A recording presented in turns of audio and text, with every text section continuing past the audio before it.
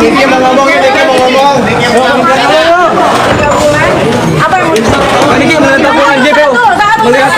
Melihat dakwaan JPU tadi seperti apa? Jangan dakwaan, banyak yang rekaman yang sudah beredar isinya tidak seperti itu. Isinya Reza yang mengejar sahabat saya Mail.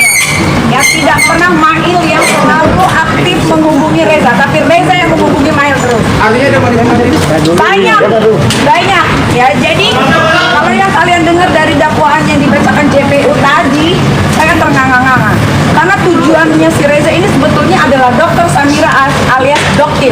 Tapi kenapa saya yang ditahan sekarang? Kenapa saya dan sahabat saya yang ditahan? Padahal saya tidak pernah meminta uang dia yang memberikan. Uang itu cuma-cuma.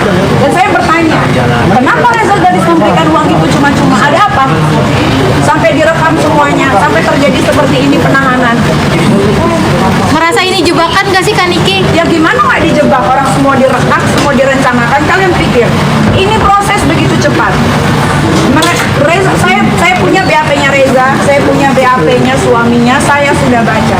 Reza itu memperbaiki BAP-nya sebanyak 3 atau 4 kali. Ya, seperti yang kalian tahu, Reza Gadis ini kan pelanggar pelongong, ya. BAP yang pertama itu dirinya dia yang pelanggar pelongong. BAP yang kedua, BAP yang ketiga itu sudah terstruktur, terkondisikan dengan baik. Nah, tapi saya memang sengaja untuk diam selama ini. Kenapa? Karena saya mau mendapatkan hasil dari BAP Reza dan suaminya. Ternyata betul dugaan saya. Amin. Poin-poin apa aja? Kasih jalan, Mas. Nggak usah kasih jalan. Ini saya punya catatan. Karena saya udah lama ketemu teman-teman awak media. Ya, jadi saya daripada saya lupa, saya baca. Ini adalah tulisan saya. Ini Selasa 24 Juni 2025 kepada Bapak Presiden Republik Indonesia, Bapak Prabowo yang terhormat. Tolong hukum di negara kita, di Indonesia yang tercinta ini benar-benar diluruskan, bukan diatensi dengan kekuasaan, sehingga tidak lagi memilih mana yang benar dan salah.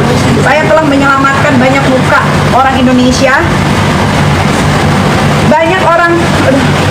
Saya telah menyelamatkan muka banyak orang karena produk yang berbahaya dan overklaim.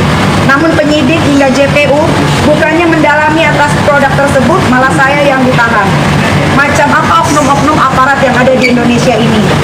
JPU tidak bisa membuktikan produk tersebut, namun saya punya bukti yang akurat bahwa produk itu berbahaya, tidak ber-BPOM, ada jarum suntiknya dan tidak ada barcode-nya dan tidak terdaftar.